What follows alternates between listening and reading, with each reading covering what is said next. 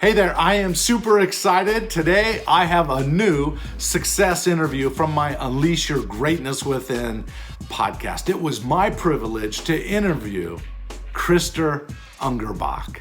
You already know. My passion and my mission to help you unleash your greatness within. My heart goes out to the underdogs that's on their way. If you think you can go from good to great, okay, let's motivate. GreatnessWithin.com. TJ Hoisington. GreatnessWithin.com. You see, it was great to have Krister on the Unleash Your Greatness Within podcast. And if you have followed my podcast for any length of time, you know that I only bring you the top of the top. We're talking best-selling authors, thought leaders, CEOs, professional athletes, and celebrities. And today was no different, as it was my privilege to interview Krister, who is the author of this new book titled 22 Talk Shifts, Tools to Transform Leadership in Business, in Partnership, and in Life. And let me tell you something, we went through this book and we talked about it, but let me give you a little bit of the backstory. You see, Krister was the CEO of one of the largest family-owned software companies in the world. When he started, it was just a few people,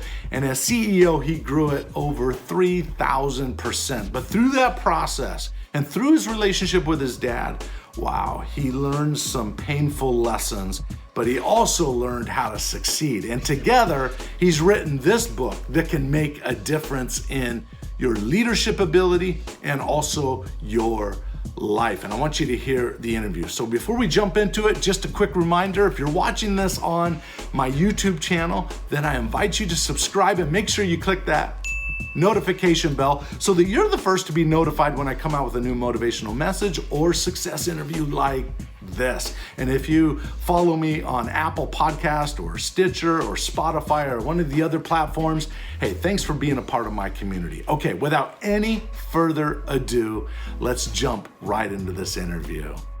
Krister, welcome to the Unleash Your Greatness Within podcast. I'm happy to be here, TJ. I want to know, are you going to unleash my greatness or am I here to unleash your greatness? I'm hoping you can unleash my greatness with your content and everyone listening, all right? Because I have read your book. I've gone through it. There's a lot of actionable ideas in the book that are useful, like literally fill in the blank. So I don't want to get ahead of myself right now, but Let's start off, Krister. It's great to have you on the show, but why don't you share with us, the audience, a little bit of your backstory? Yeah, so I was a CEO of one of the largest family-owned software companies in the world, and about 4 years ago, I found myself at the YMCA signing up for a gym membership, and the woman asked me, "Who is your emergency contact?" And I broke down crying. And in that moment, I had no one. And what I realized is, so in the 2 weeks prior to that moment, I had walked out on the CEO job of the company that I'd helped build and loved. I mean, we built $100 million in shareholder value, 3,000% growth, employee engagement awards, all the good stuff. And by all definitions, people would say, well, that must be a good leader, right? You know, all this financial success. And then 2 weeks later, my wife walked out on me and I literally had no one. And so I looked. And so it was a family-owned business, and I had gone to my business partners, and essentially I said, "Hey, this is kind of getting ridiculous," and I felt like I was trying to be CEO with my hands tied behind my back, or at least one hand tied behind my back. And my business partners were my family members, my father and my 3 brothers, and I said, "Hey, here's my vision for where I want to take the company. I want to build $1 billion company in my life. You're gonna have some good financial benefit out of that." And they just declined. And I said, well, if I had basically the 30 years of conflict with my father, who was the founding shareholder of the company. Yeah. And we just couldn't get it. And I could see that we weren't going to be able to continue the trajectory of 20 to 30% growth that we'd been on for the kind of 10, 15 years before that. Mm-hmm. And so I said, the only way is really to kind of, for me to buy the controlling share. And I just said, name your price. I'm not going to negotiate with you. Let's just figure it out. And he came back 24 hours later and said, there's really no price at which I'd sell you the controlling share of the business. And so I resigned and said, it's time for me to move on and do something else. And I don't know if you've ever tried to make a decision with family members, but I remember one time we were trying to decide how to get the family to Colorado for a ski vacation. Uh-huh. And, we got 9 adults and 6 young kids. Should we take an RV? Should we fly? How are we going to get there? Right. And literally it was 12 days and 38 spreadsheets. And, later the decision was everybody just do whatever you want. It was basically no decision. Right. Right. And that was kind of how I felt running this company. And if you can imagine the frustration of being a leader and trying to herd cats. But when I realized that, 2 weeks later, my wife walked out on me, and I realized, who's the common denominator here? Right. There's only one person that everyone's wanting to break up with. So I I'd started reading business books when I was 12 years old. I'd probably read hundreds of business books before I even, went to college.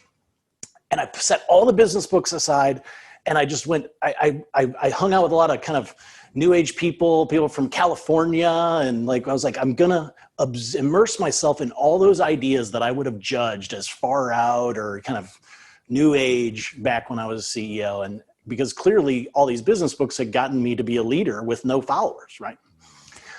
And which, by the way, is a great distinction right there. That a leader implies you have followers. There are so many voices in the world. If you're a leader, are people following you? And I don't mean following as from a blind place, not blind followers. We're talking about supporters of your vision, supporters of your values, and so forth. Are they following? Are they influencers? Anyways, sorry to cut you off there. But I think that's I think to your point, one of the things I noticed is as a CEO, everybody's you got to cast a vision that people want to follow. 100%. We're going to change the world, or Steve Jobs said, put a dent in the universe, right? That's right. And so my vision was always to create this $1 billion company in my lifetime. And what I realized through this journey is people were following the vision, but they weren't following me. And the leaders who truly change the world are the ones who not only have a vision that people want to follow, but they have a leadership style and a personal connection with people that people want to follow that person. And admittedly, I was just never that person. And we achieved an amazing success off of just this great business execution and strategy and vision. But ultimately, it all kind of fell apart, right? And so I, again, set aside all those business books, and I just looked outside because what's the secret that I've been missing? And because of, the marital divorce, I was kind of reading a lot of stuff about divorce and relationships. And I stumbled upon the work of Dr. John Gottman, who's many of your listeners will know that he's the world-renowned researcher on divorce, able to predict divorce with 94% accuracy based on a 20-minute conversation. And he looks for 4 specific communication patterns. And what blew me away is that those 4 communication patterns would have predicted every single business divorce in my entire career. Executives I'd fired, salespeople who went away, taking customers to the competition.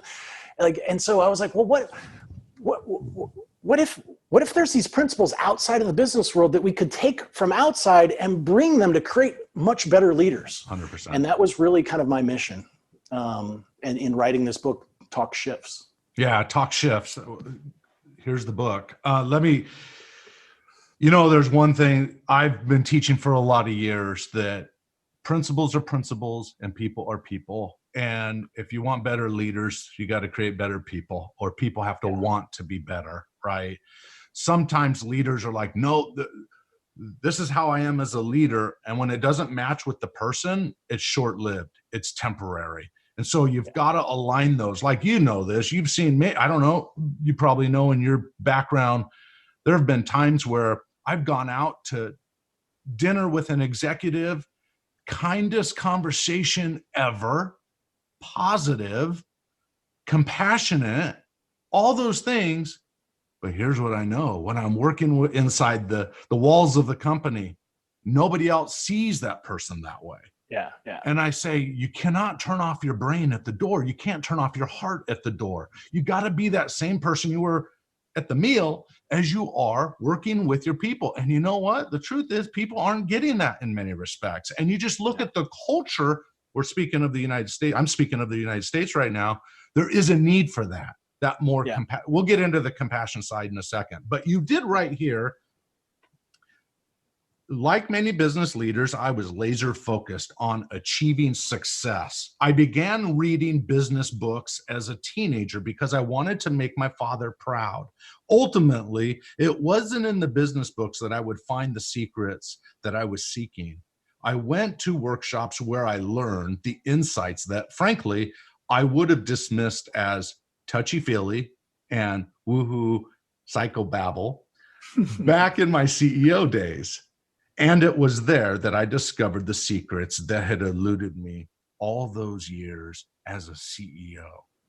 That, to me, that is truth that you are speaking right there. Explain that a little bit, the soft skill versus the hard skill, that the soft skills really are the hard skills. Go ahead. Yeah. So as a leader, I was one of those people who I never knew the names of the kids of people. And I never really talked about the relationship. I was always the hard driving, aggressive leader. And it's interesting. People who probably read the book be like, whoa, I don't get that from you. And what I intended to do with the book was really to give specific, fill in the blanks, practical phrases that people like me who are kind of engineering, I want a recipe for emotional intelligence. I'd read Daniel Goleman and all that. And I thought I was being emotional intelligent, but I didn't have a language to do it. And as you said, those compassionate leaders who you have dinner with, if the reality is, they say like actions speak louder than words, but the reality is actions don't speak, words do. And so how are people, for the most part, going to judge whether I'm compassionate? And my words are the easiest way to convey that. And so what I found is that my heart was in the right place, but my words were not. And I was just that kind of aggressive, like, show me the results. And another thing I didn't include in the book, which actually came afterwards, is, so I was in these kind of new age rooms doing a lot of, it's funny, like a lot of the CEOs I hang out with, I tell them some of the stuff that I do, and they're like, why would you ever do that? I would never do that. And I'm like, well, that's like one of like 20 or 30 crazy things that I've done. Like, I think in 2 or 3 weeks, I'm going to go to San Diego and take some kind of frog poison and I don't know, like puke my guts out for an hour. Uh-huh. So anyway, like that's just one of but what I find in all these experiences is that my role is to try to go into these kind of somewhat weird experiences and how can I pull some leadership insight and trying to translate it into kind of something I never would have gotten from the Harvard Business Review, right? Which is where I would find all my ideas, when I was CEO. And so one of the people I met actually that I didn't write about in the book was there was this couple of, I was often the only person with a sport coat on in these rooms, a lot of therapists and a lot of kind of, very new age folks. And there was this couple that was between the two of them, they were marriage counselors, man and wife. And between the two of them, they had like 75 or 80 years of marriage counseling. And I said, I need to hear, like, what is it that women say on your couch over and over and over again, over 40 years each of like marriage counseling? And the woman told me, and I remember saying, what's crazy is that 4 out of those 5 statements, you could take the word husband out and you could put boss in, and it's the exact same thing that people who are frustrated with their boss would say. So it kind of been like, what if the things that make happier employees, the behaviors and the words, can also make for happier wives as well? And that was kind of one of the principles of the broader purpose of the book was my mission is to use leadership education and business communication as a tool to transform 10 million marriages, leaders, and lives. And so I was one of those business leaders that I never read any relationship books. And then by the time my wife said, hey, I'm out, I was like, oh, I'll read some. And she's like, well, no, I'm out. Yeah, it's too late. Yeah.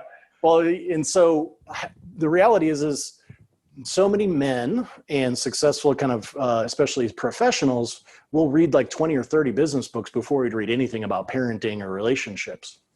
So how can we meet men where they are, giving them tools to be better in their careers and more successful individuals? And oh, by the way, that's just the spoonful of sugar that, kind of coats these same tools in a slightly different format that you can use to be a better father, mother, husband, or wife. And I think those principles, there's primary greatness and there is secondary greatness.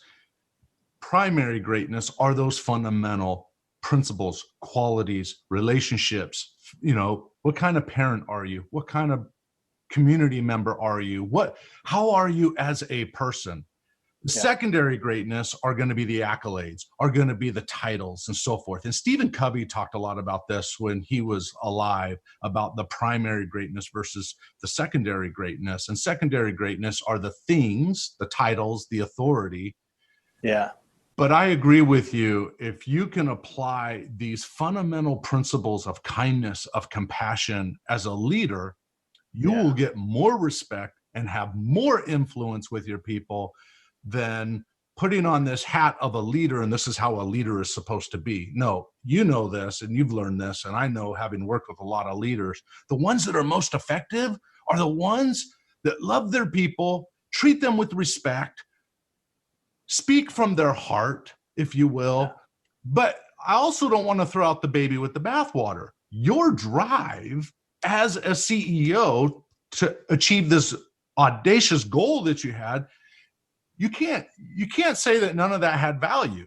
It did have value. So it's a constant balance between the results and the compassion. The results and the compassion. Any thoughts on that? Well, admittedly, I was 99% results and 1% compassion. And that was ultimately what, maybe, I don't know, maybe 80-20. But, I needed to be more like 60-40. Exactly. You mentioned Stephen Covey. So interestingly, that was when I was 19 years old, I read the 7 Habits of Highly Effective People. And that was, he said, begin with the end in mind. I wrote my personal mission statement. And that was where this vision of, I want to build $1 billion company in my life. Awesome. I just come off of reading like Wayne Huizenga's book. And I was like, well, if this guy built $2 or $3 billion companies, certainly I could build one, right? That's awesome. Which I guess that's how a 19-year-old feels, but thinks. But I feel like one of the things that was really a challenge for me is like, I not only, because that was my defining vision, and I love the 7 Habits and Stephen Covey's work is, but when my life fell apart, I didn't just lose my job, my spouse. I also lost my identity, because my identity was, I'm going to be the person who's going to build $1 billion company in my life. And I literally repeated that mantra since age 19 for 25 years before I finally retired as CEO. And, so it was really, it was more than just kind of recreating my life. It was really recreating my identity. Did I read later in the book, correct me if I'm wrong, but did I read later in the book that you and your dad worked out your differences later on? Yeah, we did. And that was, so I joke that say, why write 5 books when you can rewrite one 5 times? Oh yeah. So I think I wrote the first version of this book and it was terrible, like 4 years ago, and second version 3 years ago. So not the version that was finally published, but the one immediately prior, I actually read to my father. It was going to be published a year ago. And I read it to him because there were some difficult stories about him and I in there. Now, there's still some difficult stories as you just read a few. You allude to them, Well, there was even more difficult ones in the previous version, but we'll save that for the second book. So I read it to him because I said, I'm not going to publish anything that you're not going to agree with. I also asked my ex-wife to read it as well, because there was in that version there were some stories about her. I didn't want to write a book to hurt them, right? That's right. And my father's eyesight is not great, so I couldn't just give him the book. I actually read it aloud to him, face to face. And we talked about it as we went through. It was, 3 or 4 days of 3 or 4 hours each, because with all the conversations over the course of about 4 weeks. And about 2/3 of the way through the book, he said, I had no idea how my words hurt you. And so here he's 75 years old. And I just there was a part of me that was like, wow, I'm so happy that I learned at age 42 how my words were hurting people.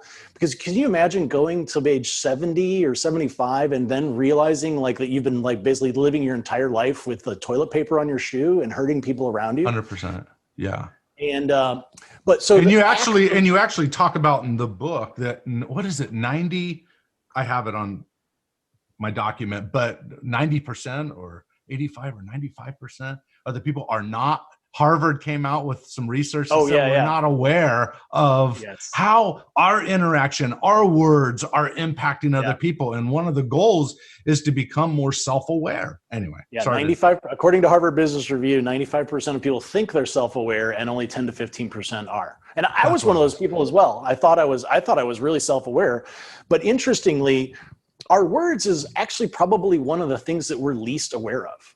I had a unique opportunity, and some of this is kind of built into the concept of the book, to learn to lead in French and German as an adult. I opened businesses in France and Germany. And so language was really present for me kind of as an adult and as a leader.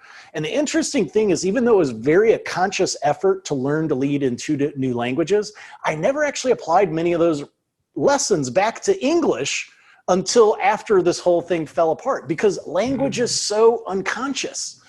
And so in any case, I think that, what happens is my father is actually Austrian. So, his language, German, is a very harsh language generally. Okay. Right.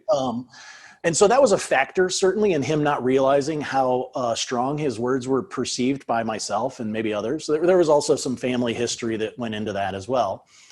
But what inspired me to kind of rewrite the book one last time was two stories. One, I shared the book with two people. I had about 100 beta readers of the last version about 18 months ago. Good. And one guy, this French guy, I'd never met him. And because he was in a writing group, I was like, give me harsh feedback. Call my baby ugly, please. I dare you. Yep. And he sent me his feedback. And he said, Krister, and I really thought it was like, wow, this dude's just angry. He just like gave me some super harsh feedback. And he's like, let me call you. I want to talk to you on the phone. Took me through his harsh feedback for about 15 minutes. And then he said something that literally I started like to tear up. He said, Krister, I want to tell you, I've read thousands of books. He's a university professor or something. I've read thousands of books, and this is the best book I've read in my entire life. And I literally was like, I don't know if I said a 4-letter word, and I was like, I felt like I was holding on to something. I knew it wasn't really as well written as I wanted to. And so I was like, I got to go back to the drawing board. That was the version I read to my father.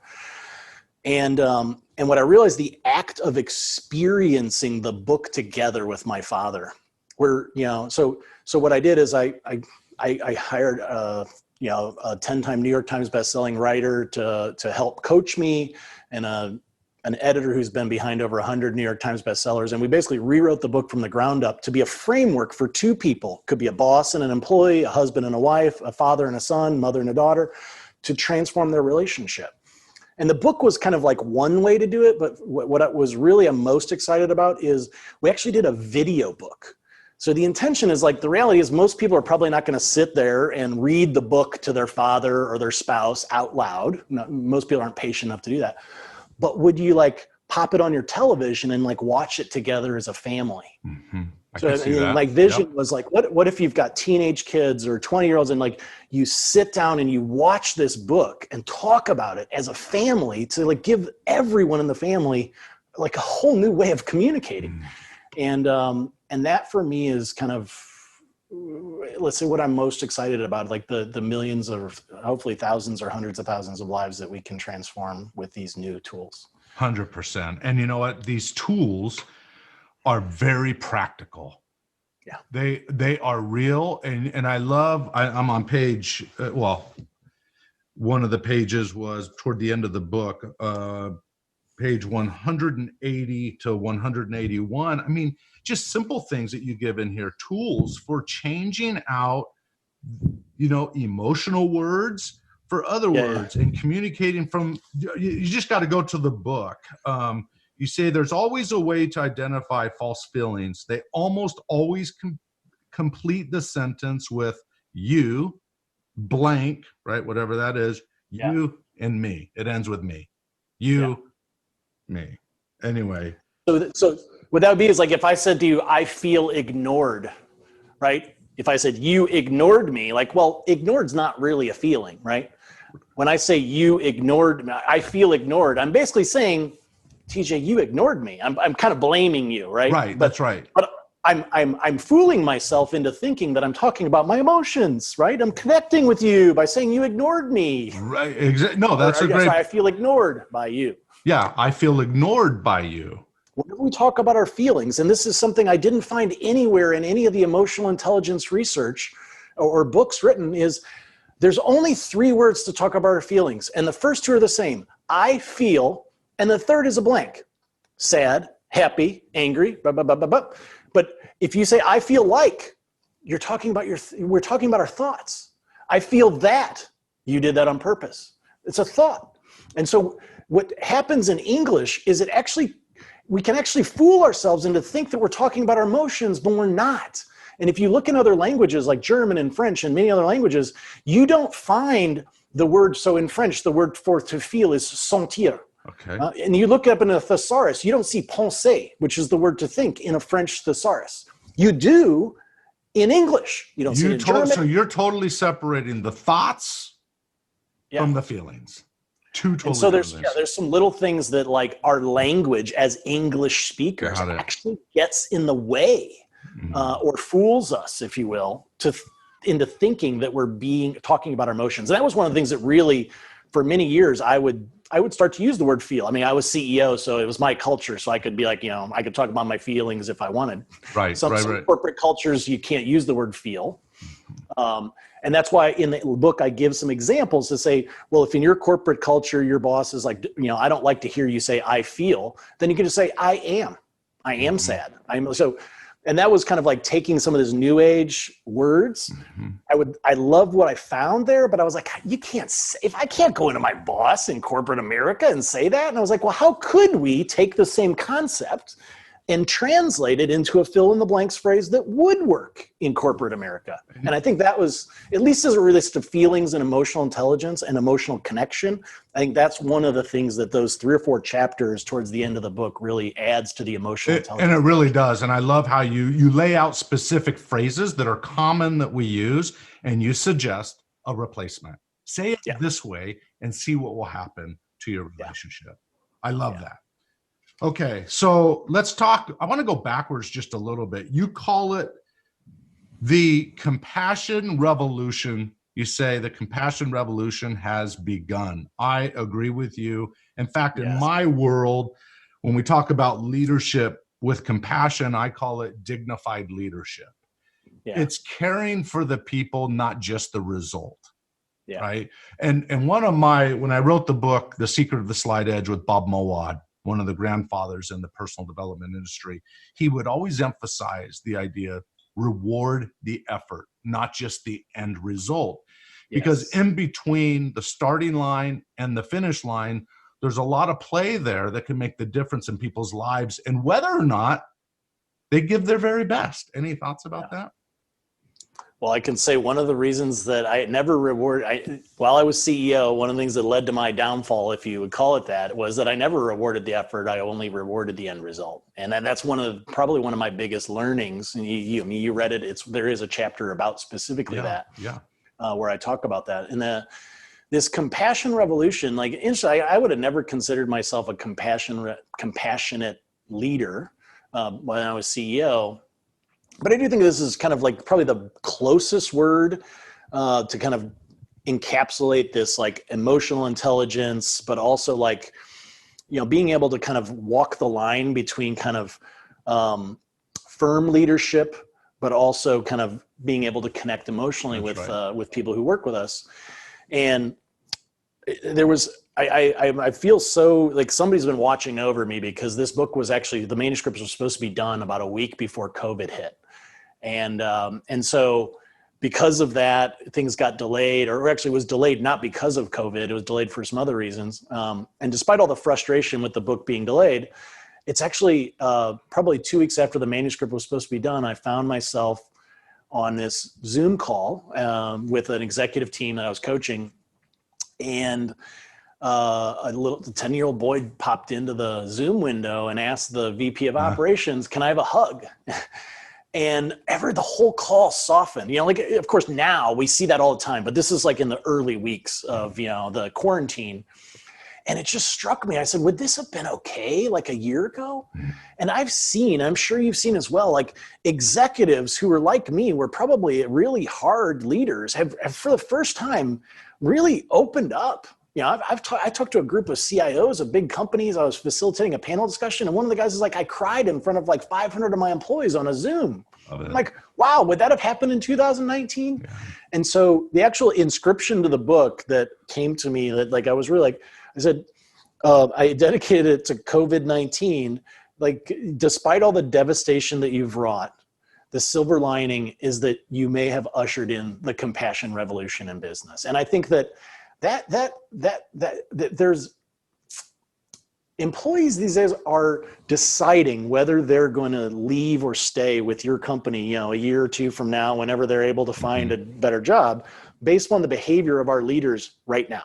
That's right. Right. That's right. And I think that that's really going to differentiate the companies that are able to retain and really get the most out of employees. I think so. So for every hard driving CEO that's listening to this right now, that's great. But too much of something is not great. For example, you talk about the folly of focusing on strengths. I'm a huge believer. And when I work with my clients, by the way, I'll say a little side note, there are times with CEOs, CFOs, COOs, where I do pull them aside and say, look at how this, I just noticed you do this. Look how that could potentially come across to someone. And we actually run assessments as well, where we can actually measure people's traits and how people relate to those. And let me tell you, they are breakthrough ideas for these leaders that never saw that in themselves. And then when I meet with the managers and the supervisors that are underneath the leader, to be able to take that data back, and it's so it's so humbling. The point is, we could skip all that if you could just be human. If you could be willing to show a little bit more emotion and not take away the drive for excellence. We've got to have that as leadership, but there's a balance there. And so when you talk about the folly of focusing on your strengths, what I'm hearing you say is it can get out of balance, right? Too much of one thing is not a good thing. And I think that like the strengths finder and strengths movement is, like I believe as a leader, it's really important to try to focus on the strengths of the people rather than their weaknesses. The folly of focus on our strengths is when we apply it to ourselves. Like, I'm just going to focus on my strengths. Yep. Like, well, no. When it comes to ourselves, we have to neutralize our weaknesses. It's our responsibility, not our boss's responsibility to neutralize our weaknesses. And so admittedly, I think that kind of focus on our strengths. I see a lot of people, like, I'm kind of ADHD sometimes. A lot of entrepreneurs are, and they kind of wear ADHD like a badge on their sleeve. Like, I'm ADHD, I'm a CEO. And it's like, well, that doesn't mean that it's like something that's making you successful. Right. And what I see is these are not languages that you do one or the other. It's just, if 9 times out of 10 your language is criticism, then like let's go like 4 out of 10 or 6 out of 10. Exactly. Even going from 9 out of 10 to 8 out of 10 or whatever, 1 out of 10 for the softer language to 2, like that's already 100% improvement. Yes. And many leaders, especially those, I don't know if this is unique to tech, but I grew up like Steve Jobs, Bill Gates, Larry Ellison. These were guys all like really, really tough leaders. That was like this is how you get ahead in business, right? And I wrote an article a number of years ago in Quartz magazine about Steve Jobs, about how his autobiography was probably one of the worst things that happened in tech, because it gave all these young entrepreneurs, tech entrepreneurs, like, oh, well, that's the reason I'm a jerk, is because it made Steve Jobs successful. That's right. But what most people don't realize is that Steve Jobs, who invented the iPhone, was not the Steve Jobs who fired people in elevators. The Steve Jobs who fired people in elevators was fired himself from Apple in 1997. Right.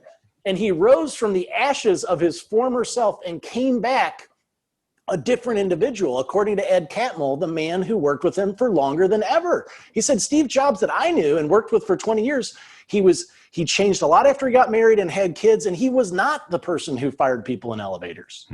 Yet the press has all those 20-something and 30-something entrepreneurs, myself included, believing that that's how we got successful. No, but I remember, and I get what you're saying, and I also remember that lost video that came out soon after he died or right before he died, where he said, I try to get A players on the team.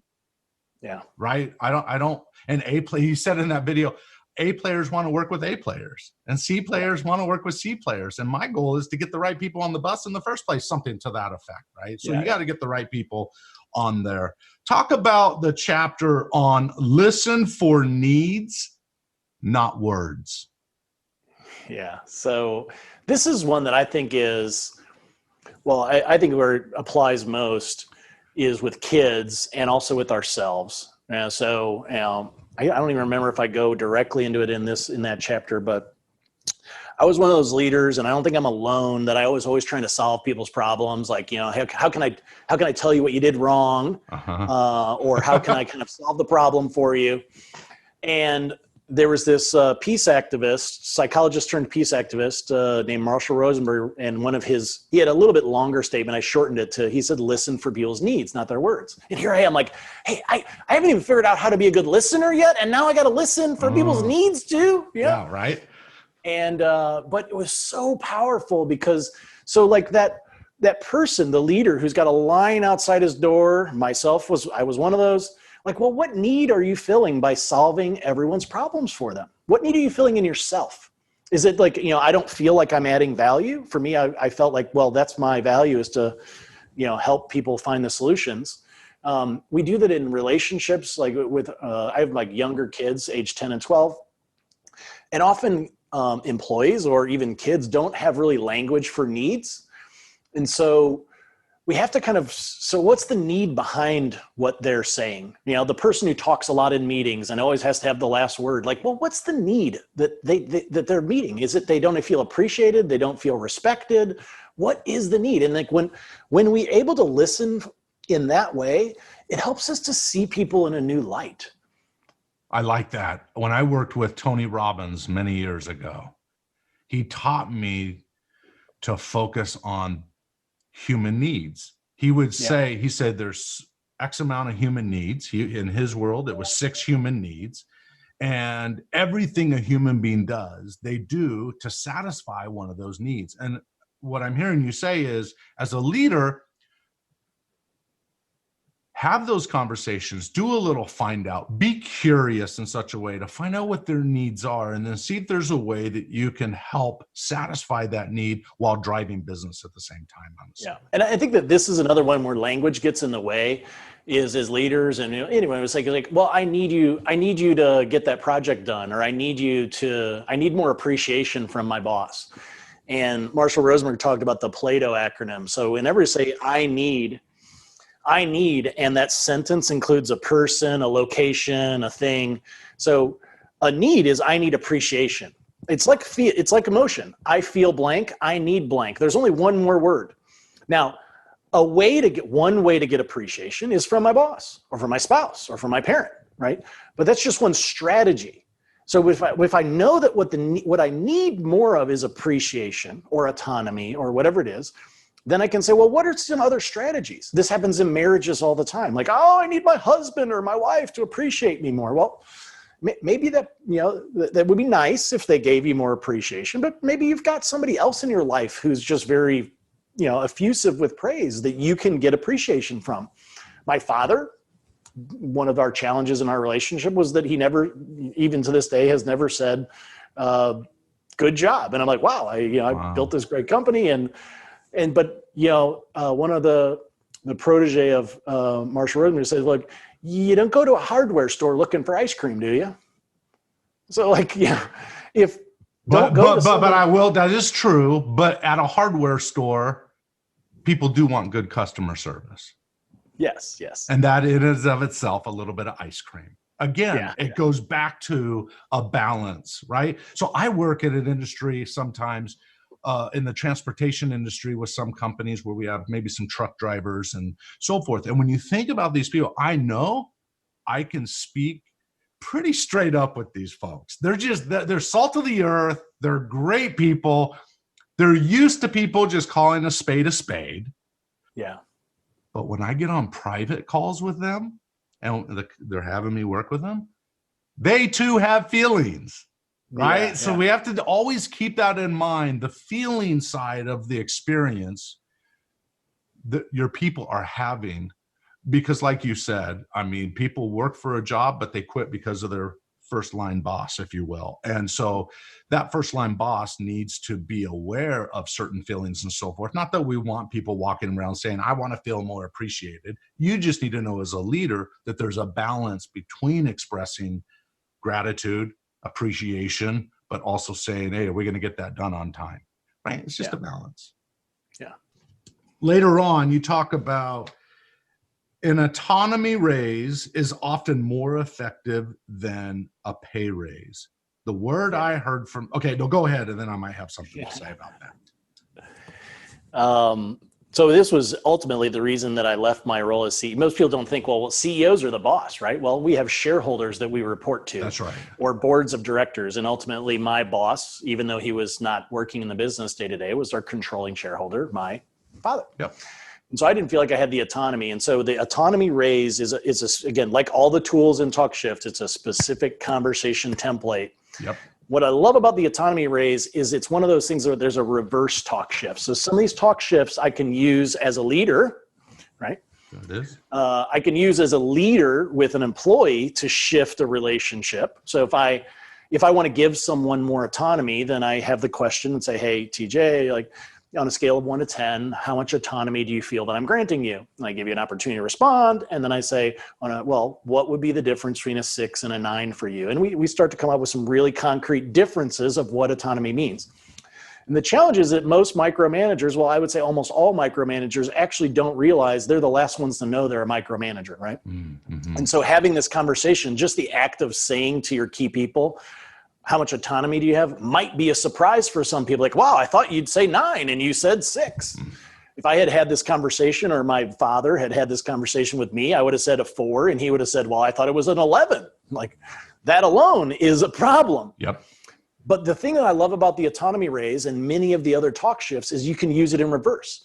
If I'm an employee who feels that my boss is not giving me enough autonomy, I can go and I can say, hey, TJ, I'd like to have a conversation about autonomy. How much autonomy do you think on a scale of 1 to 10 that you're granting me? Mm-hmm. And then like, well, oh, you thought 11. Well, actually for me, it's kind of like a 4. Could we have a conversation about maybe some things that we could start doing or stop doing that would maybe be a difference between a 4 and a 7 for me? Yeah. And so that was really like, I said that the talk shifts are tools to build better bosses and become one. And most people kind of perceive that as like, oh, well, I'm a leader, so I'm building better bosses in my organization or below me. But actually, it's not just about building better bosses. It's also about building better bosses out of your current one. Mm-hmm. So they're tools that you can use to essentially manage up, if you will, and shift. And that's where I think that the commonalities that I saw in terms of the kind of the power dynamics between a boss and an employee is what I saw is that those same things exist often in marriage. And sometimes it's the woman who has and often in marriage, it often actually alternates. Sometimes it's the woman in certain areas who has the power and the man feels subservient. And in other cases, it's the woman who feels unsafe. And so these power dynamics and using these talk shifts in the context of, well, how do I have difficult conversations that I'm afraid to have? Mm-hmm. And I always find, as a CEO, in fact, I kind of run in a lot of CEO circles. Like CEOs are always like, "Oh yeah, I'm completely fine with having difficult conversations." You're like, "Of course you are. You're not the one who's." But when CEOs get in a room and they're in like a CEO peer group, they're like often the last people who are like, "Whoa! I'm not gonna tell them about that blind spot that I see over and over and over again," because CEOs are just as bad at having difficult conversations as everyone else. I'm going to read something here right on that point. Greg was only 22 years old, and he had been with the company for less than 6 months when he first disagreed with me. And you go through this story where he disagreed with you. And in the end, you say this: often employees believe that disagreeing with a boss or a leader can be a career limiting move.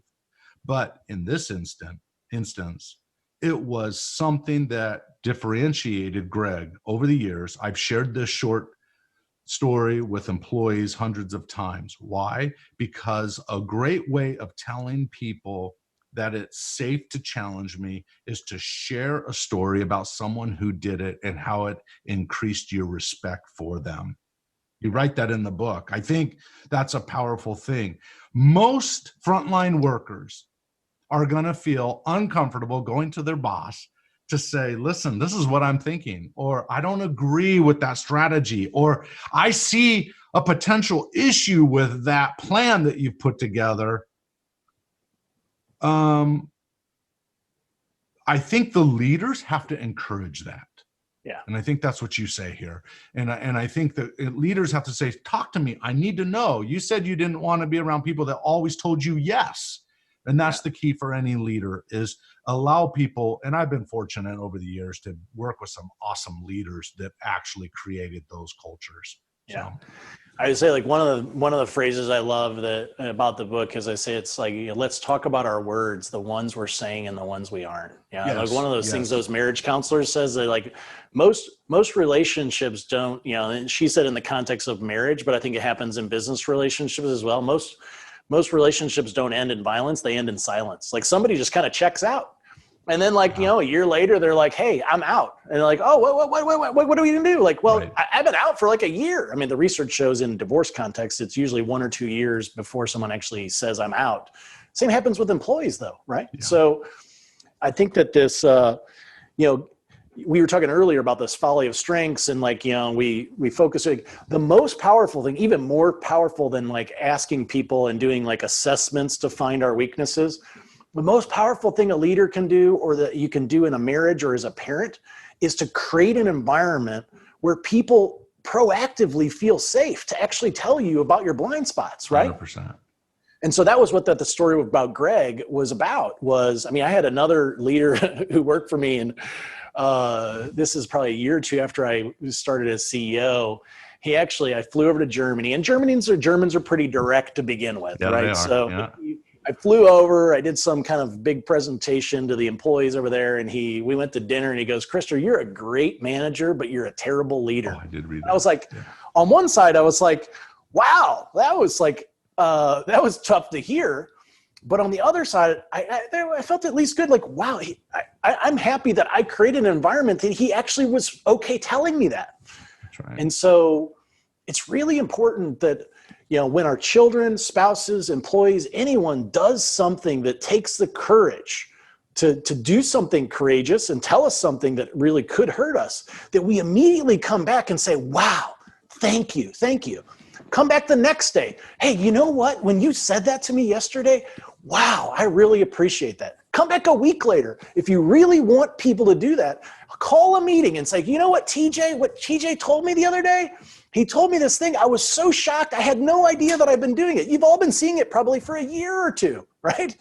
That's and they're powerful. Like, yeah. Yep. And so now you want people to tell you, call them out, raise them up, and show them. And now you're going to people are going to be like, well, I'm going to tell them those 5 things that I've been seeing about him too. Krister, that is really well said. I think that's really powerful, that you need to encourage it as a leader. And I would just say, as a reminder, I know you're going to get this, audience that's listening to this, is when you do encourage it and then someone says something that strikes you a little bit odd, like from a frustration level, you've got to do everything in you to not get defensive over it. Yeah. To receive it.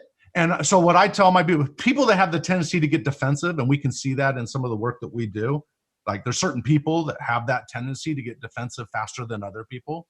Yeah. I coach them on how to be curious. Yeah. Rather than be defensive and then put a wall up. Yeah. Start asking questions.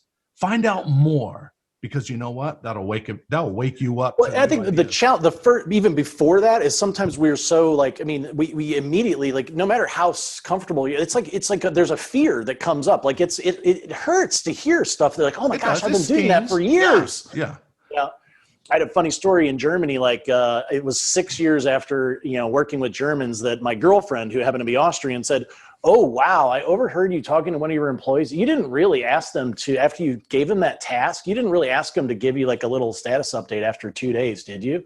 I I said, yeah, we do that. And like, that's how we lead people in the United States. We ask them for a little status update. She goes, oh, you don't want to do that with Germans. And I was like, oh, wow, I've been doing this.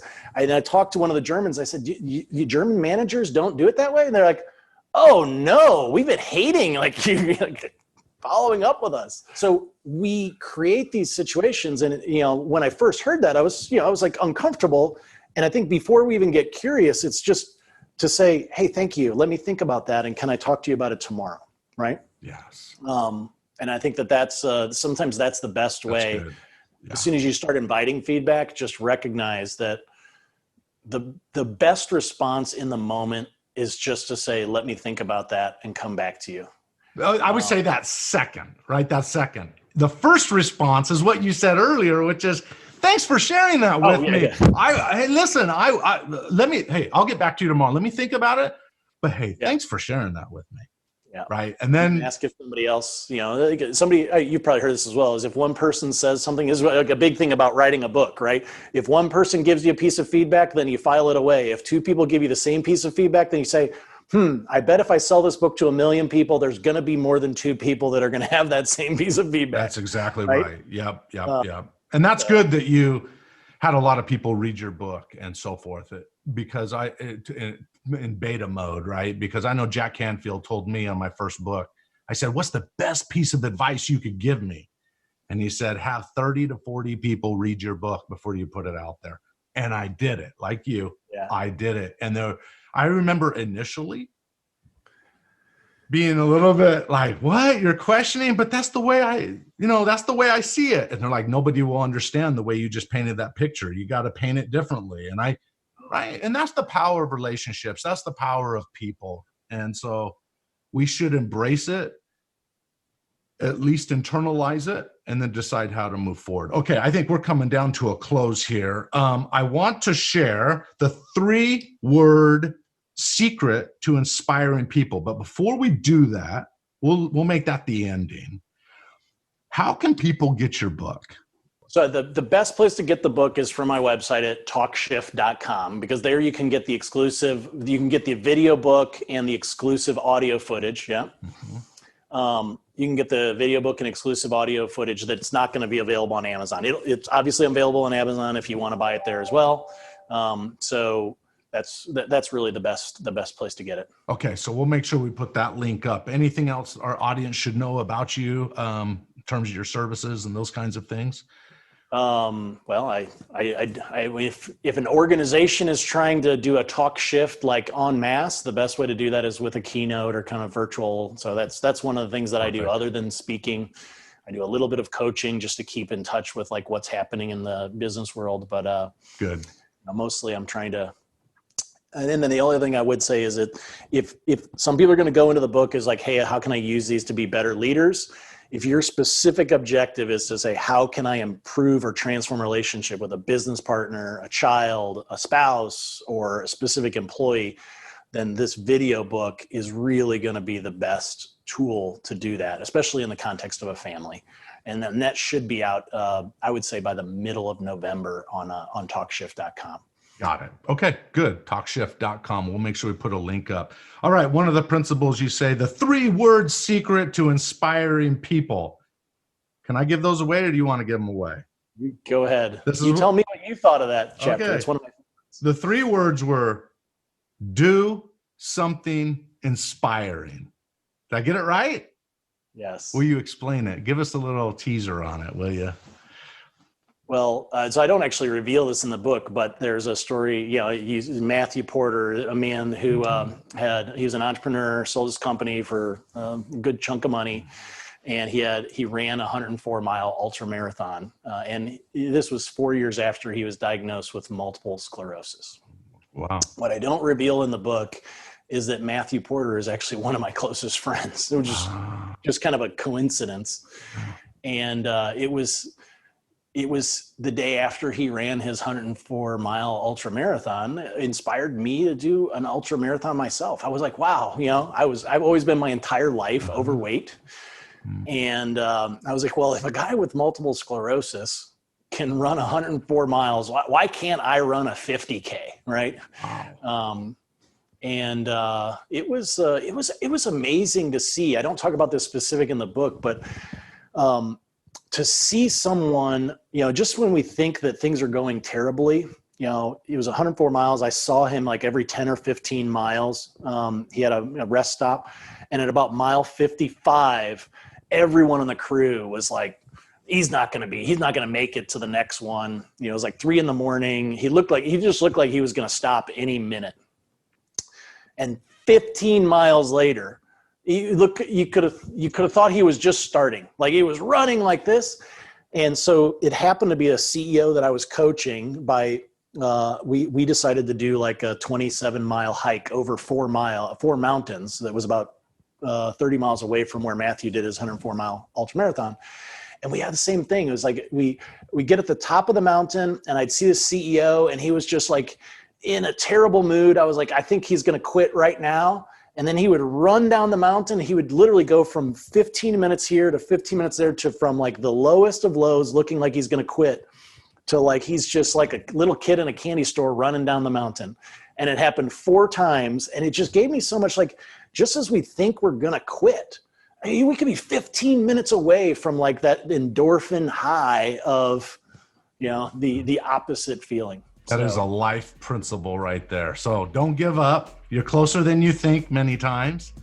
Yeah. So stay in the game. All right. Hey, Krister, it was awesome to have you on the podcast. And you know what? You did give some great tools here in the interview, but I also encourage everybody to go get his book, Talk Shifts. And there's specific tools in here that can help you communicate differently with your people, and that can affect your business, but also, I hear you loud and clear, your personal relationships and more. So use these tools. They are fundamental principles that can change your life. Yeah. Krister. They changed mine, at least, and my relationship with my father. So it's, I hope that I'm fairly confident that it will change a lot of other lives as well. I agree. Thank you for being on the show. Thank you for the invitation. I appreciate it. You bet. Podcast listeners, thanks for listening. You've taken time out of your schedule, and I really appreciate it. Now, do me a favor. If you like what you heard, star it. Thanks. Now go unleash your greatness within. GreatnessWithin.com